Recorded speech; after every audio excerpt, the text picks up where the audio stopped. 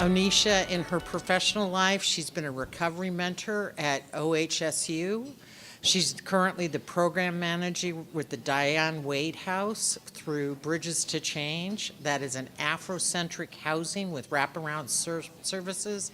And she's an expert consultant on peer services with the Northwest Indian Health Board. So I'm really proud and excited to welcome Onisha and to hear her story. Onisha?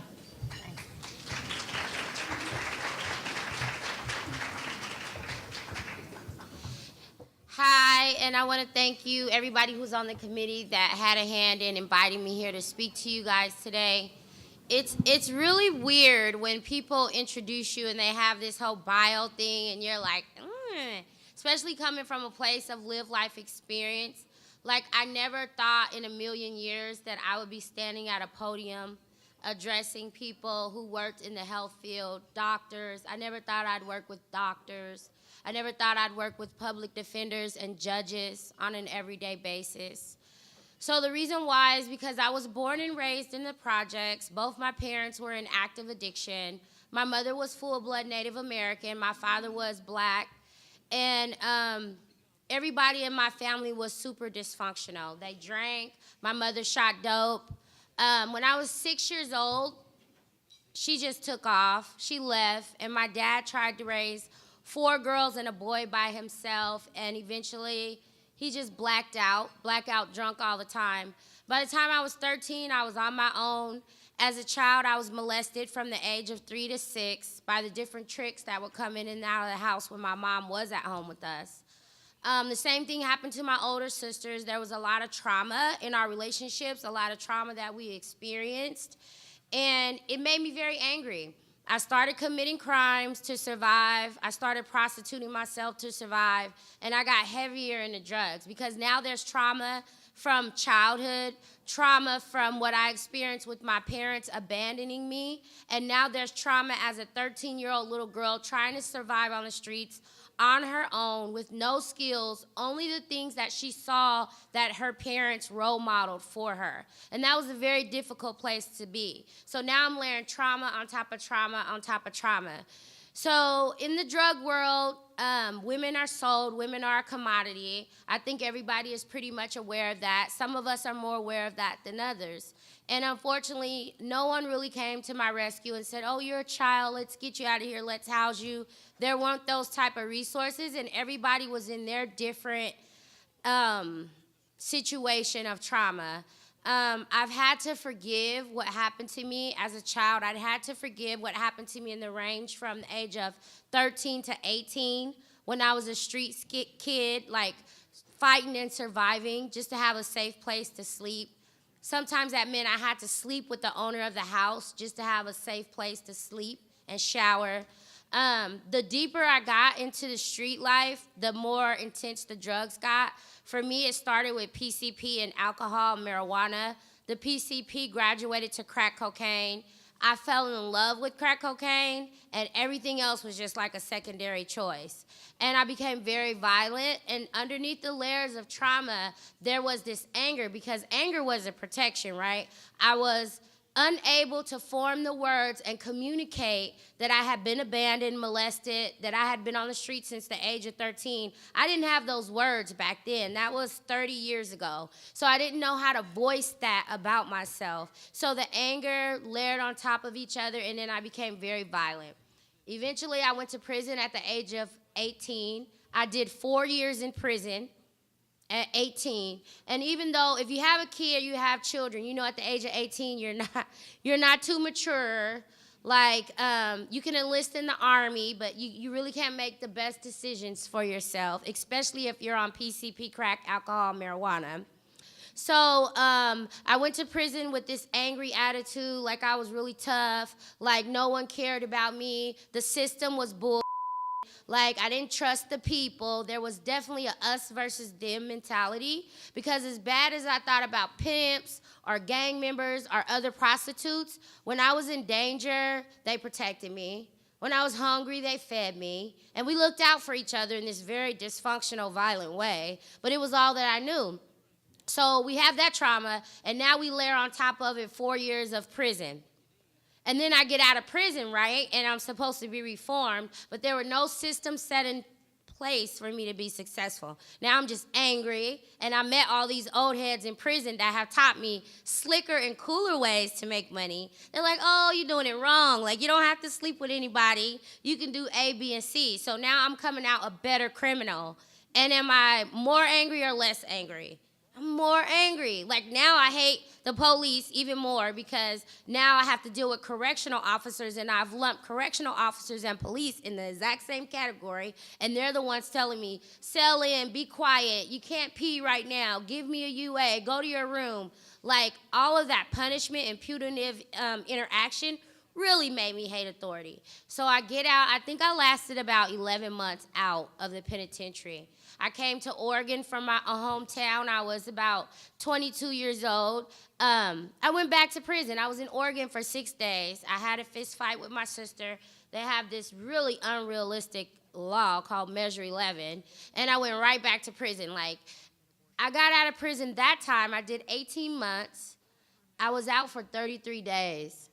With no systems into place. Now, on top of the trauma from being molested and abandoned as a kid, to prostituting myself, being a street kid from 13 to 18, being in prison again, and now I'm back out. And that's all I have. I want you to keep in mind those experiences that I keep repeating over and over, because remember, that's all I have. We all have like this little chest of, what do you call them? Self-skills, or, tools that you use to go to work. Like, everybody has somebody at work they don't get along with, or maybe it's a boss or a coworker who really annoys you, or maybe it's a child. There's something in life that you struggle with pro-socially that you have to use your toolkit to deal with, right? So you have some stuff in your toolkit. Maybe your supervisor talks about it as supervision. Like, ask clarifying questions. Like, really stay calm and centered, and put that energy out, and then you'll get that back in, right? We all have a toolkit. Take deep breaths. Like, vent to someone you can trust, or vent up.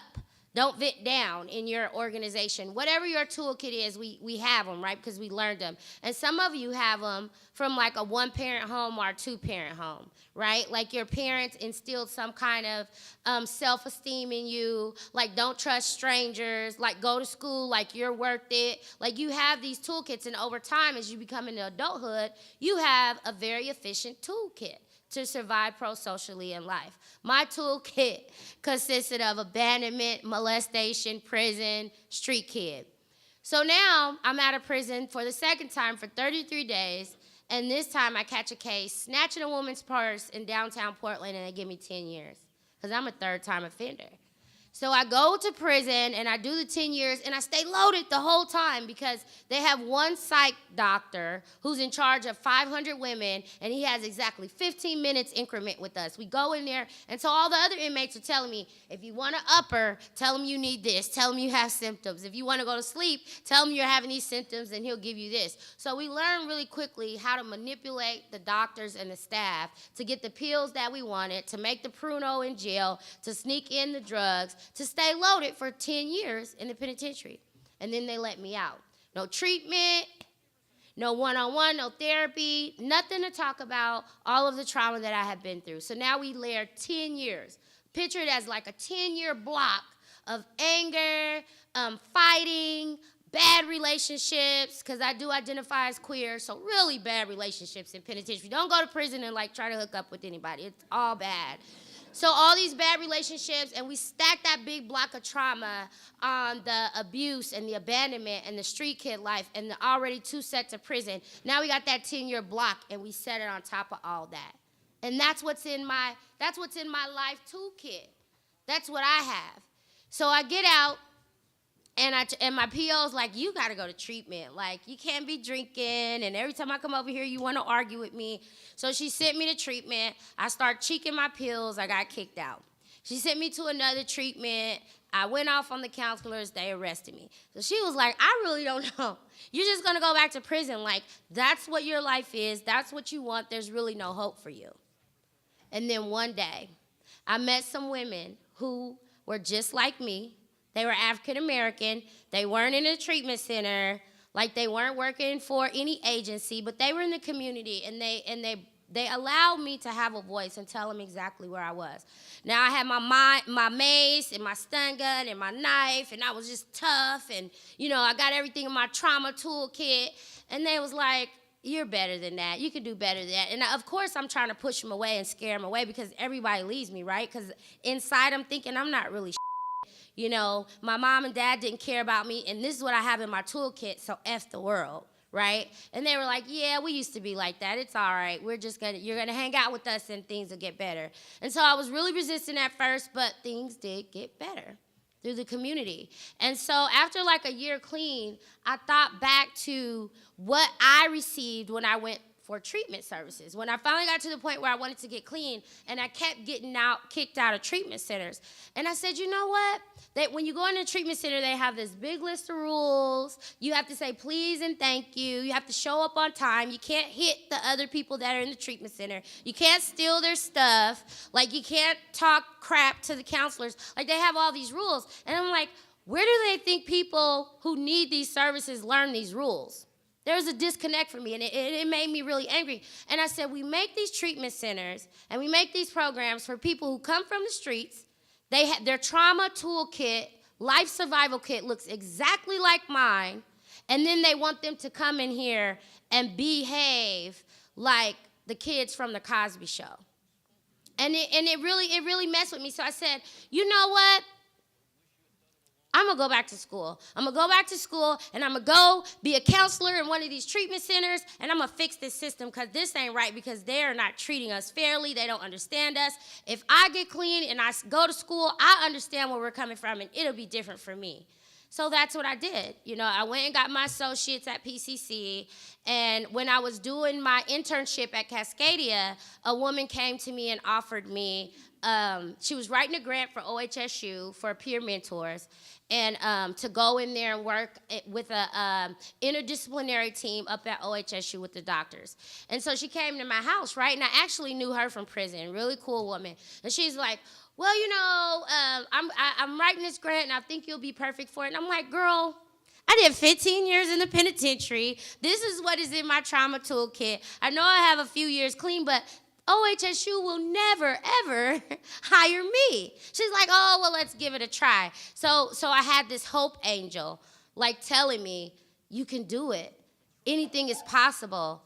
And I didn't buy into it 100%, but I bought into it, let's say 20%. I bought into it a little bit. And this little bit of hope and faith got to grow. And then the grant got wrote, the program opened, I went to interview, and they, hired me, right? And then the people, the security, OHSU is run by Portland Police, if you didn't know that. So they're like, well, we read her background check, and she needs to go home, and we need to figure this out. So I'm like, dang, I knew it was too good to be true, right? So they said, well, they decided that if you would like to keep your job, you need to come in and tell them, your life story and why you have all these charges on your record. So I was like, oh, Lord. So I, found, my church girl sundress, right? Got my glasses, pressed my hair out. And I went in there and I told them my story. And I told them that every time I ever caught a charge, every time I ever got arrested, I was loaded. Like I was on drugs. And the reason why I behaved like a psychomaniac is because this is what was in my toolkit. This was my trauma toolkit. This was all that made me up, And so he bought it. They let me work there, and I worked there successfully, right? I made a difference. People who were getting services at OHSU for overdosing on opioids and were cussing the doctors out and kicking them out the room, and they were like, she's resistant. We don't think we're going to get her to get on methadone. She's throwing stuff at the door. Let's just pass our room by. And then they brought me to the team, and I'm like, wait a minute. Let me have a crack at it. Let me go in there and talk to her and see what happens. So I go in there, I shut the door, and she's yelling, and I'm yelling, and she's yelling, and I'm yelling. Then next thing you know, we're both cracking up. And she's like, tell the doctors to come in, I'll try the methadone. And that's how it worked, right? For like 2 years, I did that, right? But it's really hard work, working in the hospital. The only bad thing I would have to say about it is the death. Like, everybody doesn't buy into the treatment, and it's a lot of trauma to get that enmeshed and that close with your patients that you're trying to support, and then they die. That happened to me a lot. And I said, you know what? For my own personal reasons, I want to do something different. And so I walked away from that position. However, what I got to do, and I will forever be grateful for Janie Marsh for giving me that opportunity, is I got to go in there with 15 years on my record and represent a peer mentor with lived life experience. I got to go in there and show them that my record in my past does not define who I am today, and change is possible. And the work ethic, the record that I left, they can see that it is possible to trust someone and give somebody another chance to come in and do a good job. And so when I left, they hired 3 more peers to come in, and that program is still going. So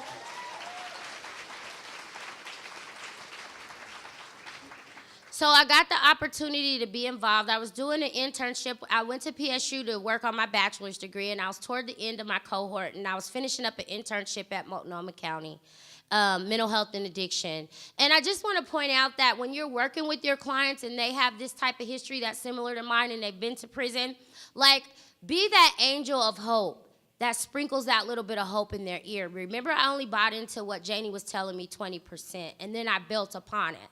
Like, and since then, even with my criminal record, which was an auto theft, assault, and a rob one, I've still worked for Multnomah County, Cascadia Behavioral Health Center, and OHSU, right? I didn't have to work at McDonald's. And nothing wrong with McDonald's or anything, but I think we set the bar really high when people have my type of past and they've been to prison. And so that's like a really point I want to hit home. Like, don't set the bar too high for too low for the patients and clients that you're supporting. Because if you are that little angel of hope that's telling them anything is possible, they will buy into it over time. You know, and I'm an example of that.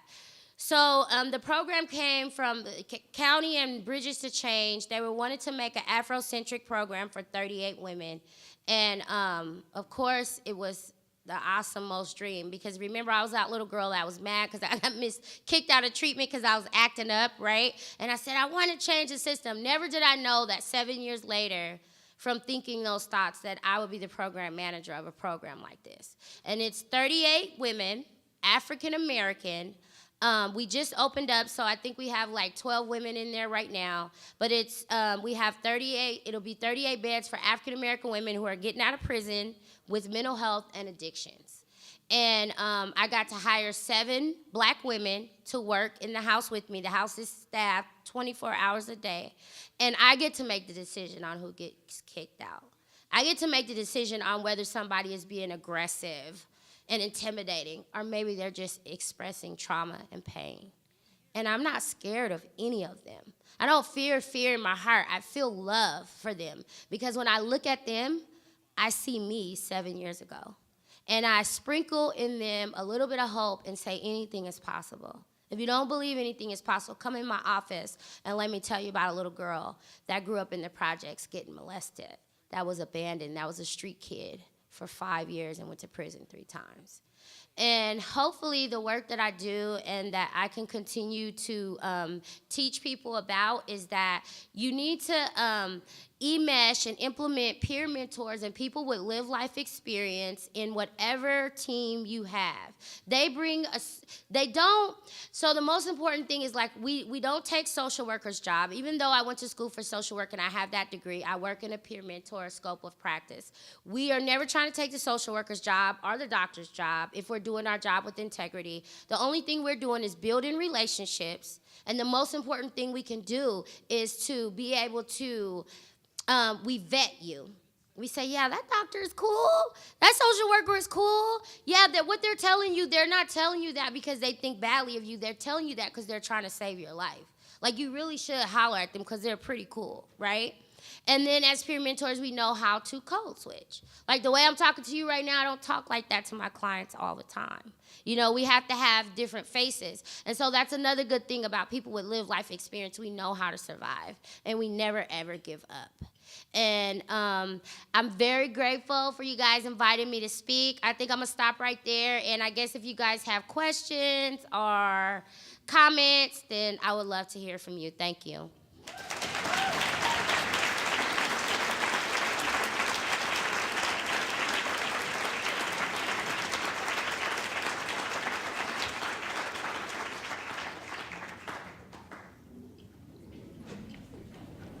I'm here to help facilitate a conversation if anyone has anything. We've got some mic. Oh, okay, someone go ahead. I think I just want to say thank you. I admire you.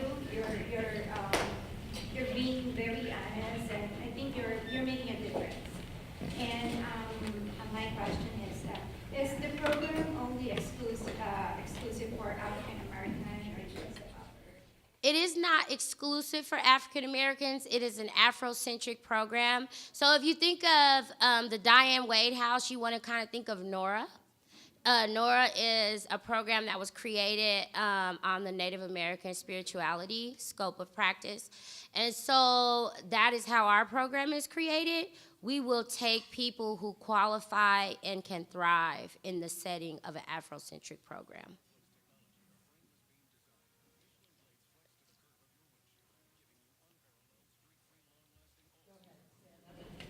I was just wondering what your house rules are. So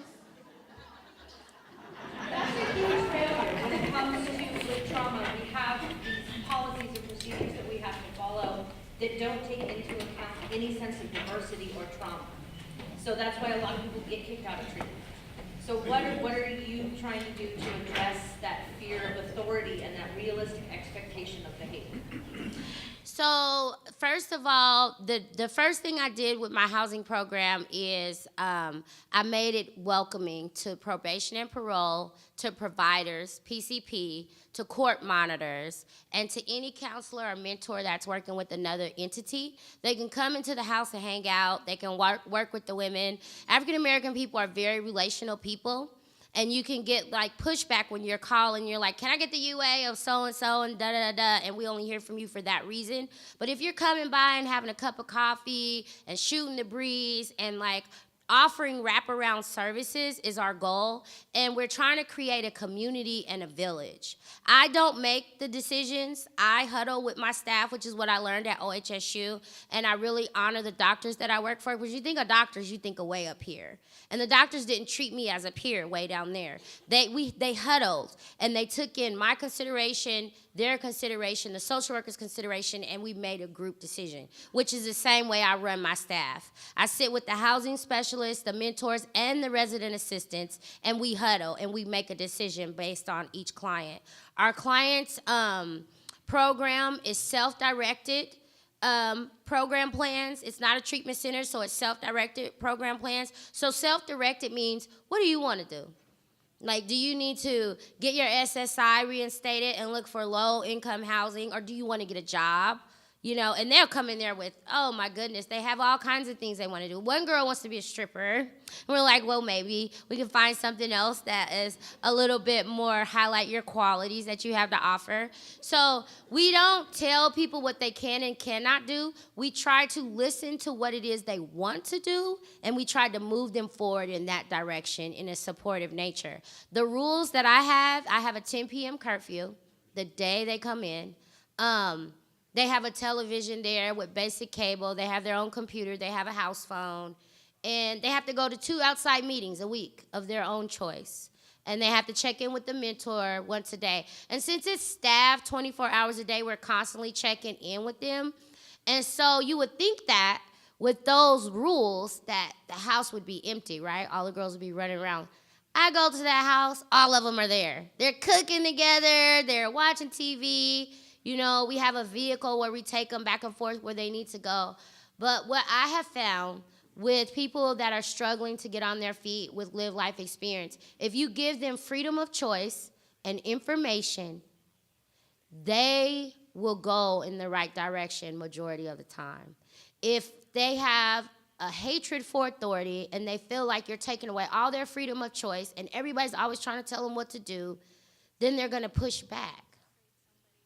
And so That's what I do. I run into problems. I run into drug use. I had to go to the house last night. Somebody was drunk and acting up. But I'm going to give you so many chances until your chances run out. The only thing I will terminate people for is violence against staff or another client and actual drugs or alcohol in the house.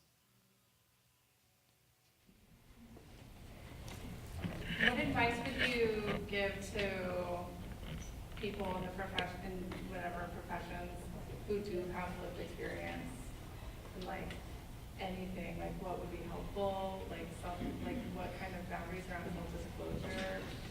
Do you work as a peer, but I'm guessing that you also have some experience with like, I don't know, being a professional and a peer?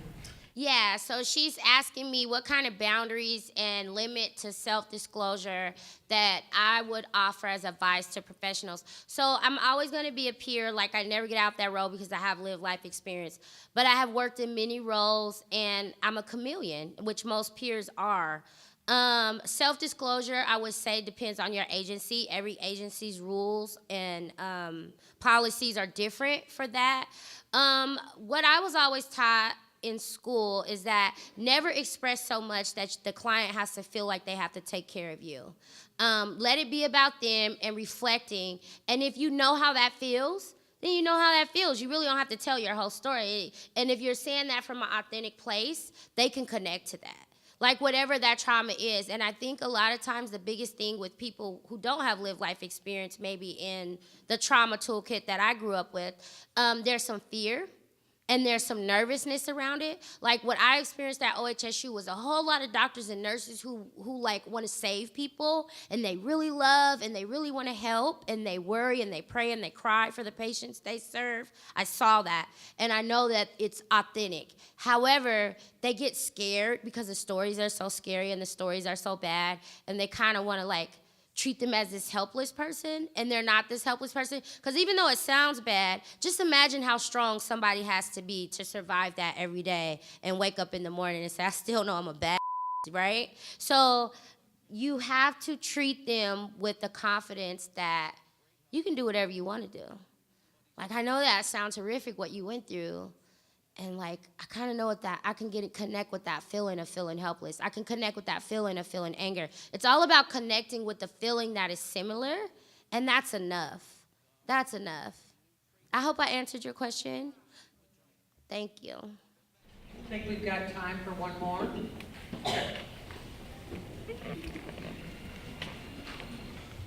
Marianne, hi.